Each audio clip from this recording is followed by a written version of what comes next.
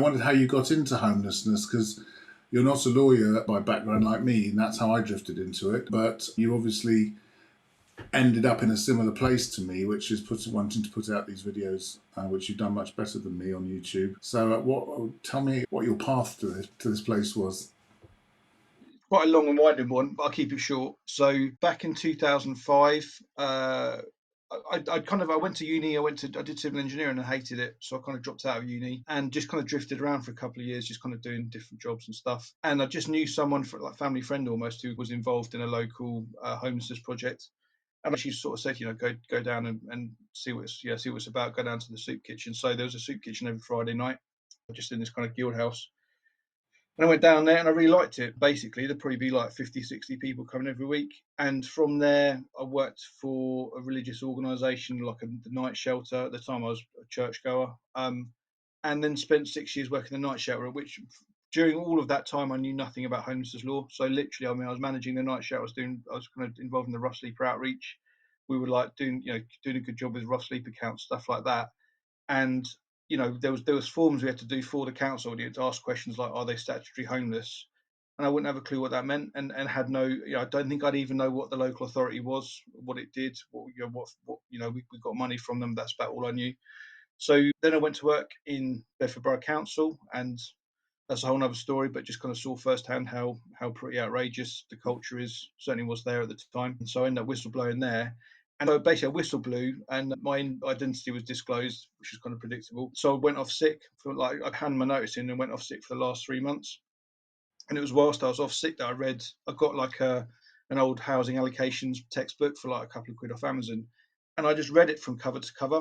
So literally, reading the bits about intentional homelessness, where actually there's a duty to house people who are intentionally homeless if they're in priority need.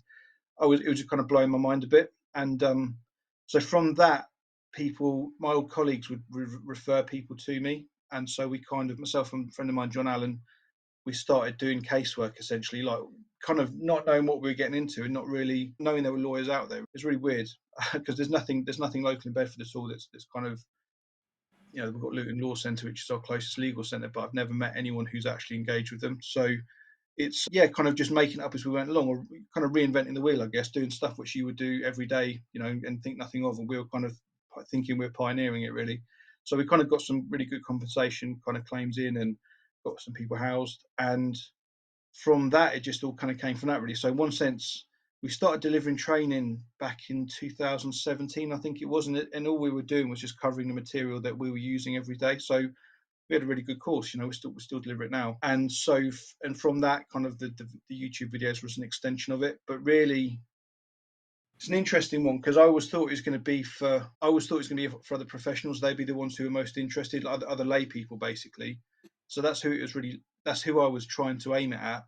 But realistically, on YouTube, the people who are most interested or care most about it is obviously people who are actually homeless themselves. So we get comments coming in and kind of questions coming in that I don't have the time to do much with really. I haven't really figured out what to do about that yet. But that's kind of that's the very short version of how I kind of ended Hmm. up in this place. So one question there is, when you started doing the training, I mean, who was it, and is it that you're training when you do the stuff? Is it people who were like you were when you started, or is it people?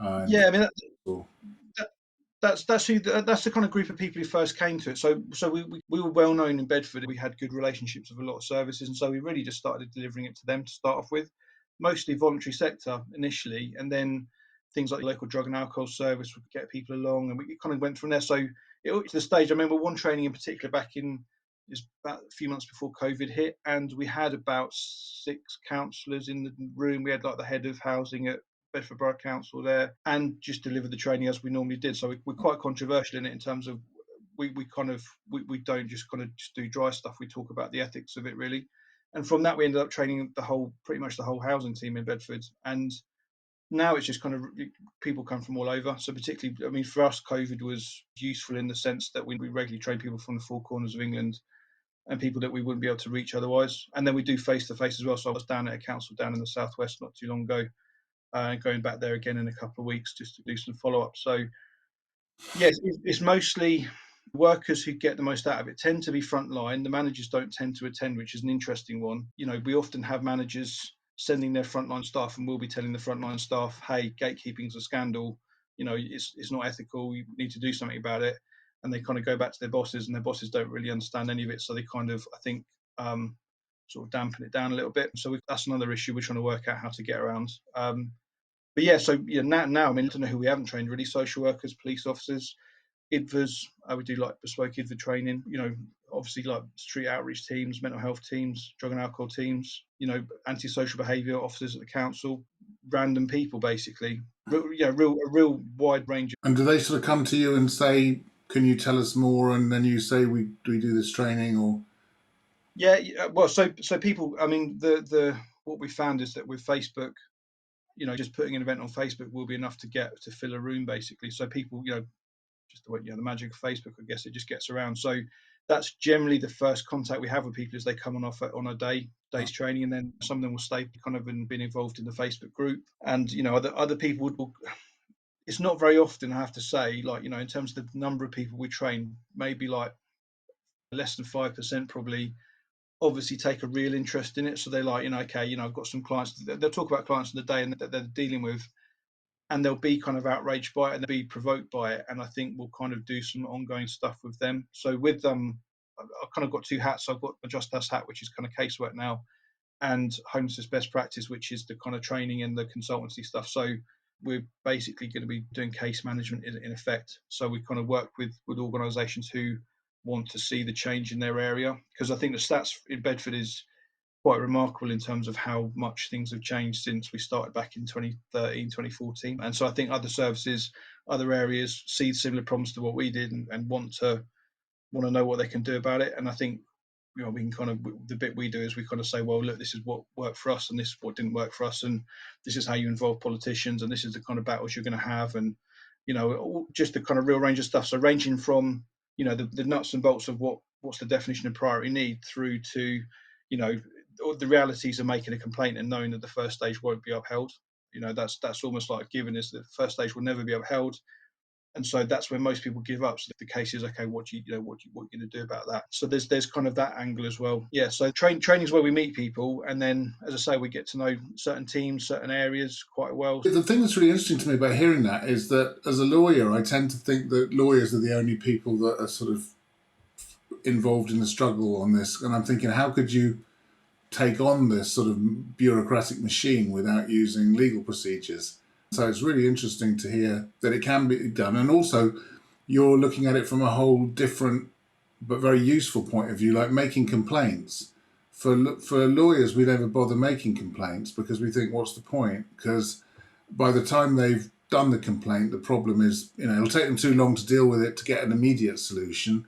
So you think, well, I'll just put this fire out and I'm not going to bother telling them how to do their job properly. But what you're doing is actually raising standards in a different way, which is really encouraging. And then my supplementary question that goes with that is, and I guess we've sort of covered it, is I mean, who do you think is actually watching the videos? Do you think that mostly the videos that you put out are watched by people who are actually service users, and that's, Yeah. and you get feedback from them on the comments? Yeah, I mean, I think we forget how many people are out there who just don't have access to any sort of service at all. So, I've got someone at the moment who's got connections with Wokingham, and I don't know what I had to look on the map where it was, but so I rang up Wokingham CAB and I woke up Wokingham, some other services which are on Google, and there was nothing at all in terms of any sort of law centre at all. So I was going to say, well, what happens if someone's rough sleeping? And they're like, oh well, they go to the council, and I'm like, okay, but what if the council say no? And there wasn't really an answer for it. So I think we kind of forget there's a lot of people. I think one of the most recent comments I saw was someone who had a blind friend, and they were sort of saying, are they going to be in priority need or not? And so obviously they'd done their research. They kind of had a look on, kind of found out enough to kind of figure out what was needed and what kind of questions would be asked. And so, there's just a lot of people out there who are desperate and, don't even know what there's just not enough capacity and services to actually even come close to meeting the need. So I think for a lot of people, they really are on their own. There is nothing out there at all. Yeah. Maybe it enables them to sort of write a letter saying I'm in priority need because they've read what you've put.